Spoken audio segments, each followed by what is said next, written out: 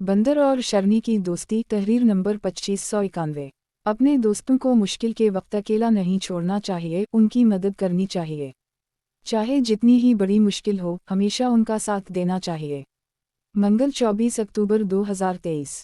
अदील इकबाल। तिलो बंदर एक दरख्त से दूसरे दरख्त पर तेजी से छलांग लगाते हुए अपने आप से बोल रहा था, जल्दी जल्दी कर तिलो जल्दी, रात होने से पहले तुझे घर पहुंचना है वरना अम्मी की दानिश सुननी पड़ेगी।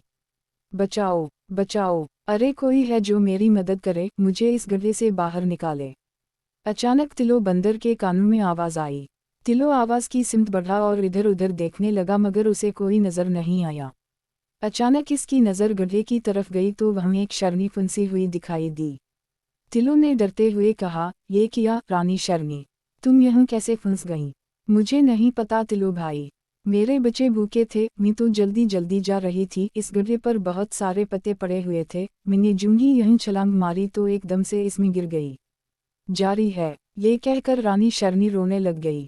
तिलो ने कहा, अच्छा अच्छा, तुम रोना बंद करो, मैं तुम्हें बाहर निकालने का इंतज़ाम करता हूँ।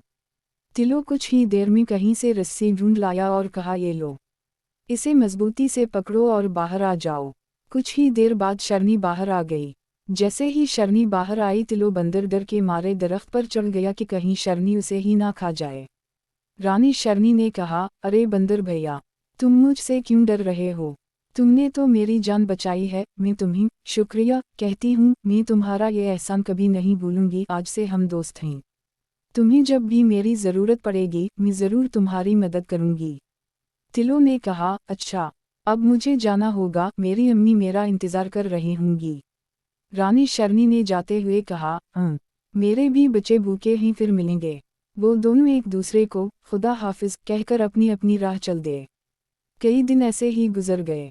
दोनों की आपस में मुलाकात नहीं हुई मगर एक रोज़ रानी शर्नी ने वाकई अपने दोस्त के एहसान का बदला चुकाया।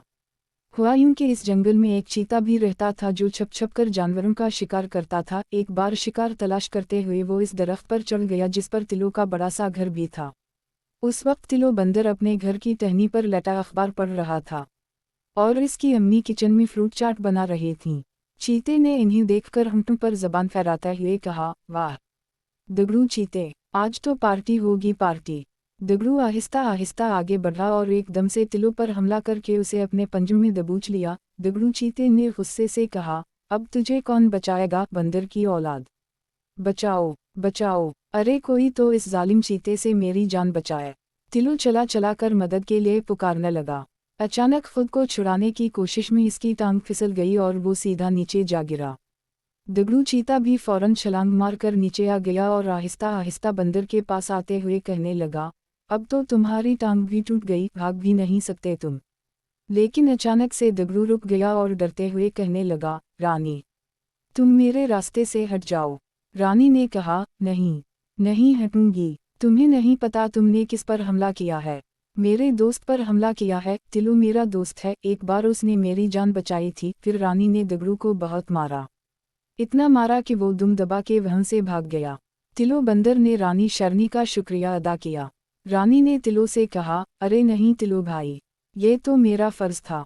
प्यारे बच्चों, इस कहानी से हमें सबक मिलाकर अपने दोस्तों को मुश्किल के वक्त अकेला नहीं छोड़ना चाहिए, उनकी मदद करनी चाहिए, चाहे जितनी ही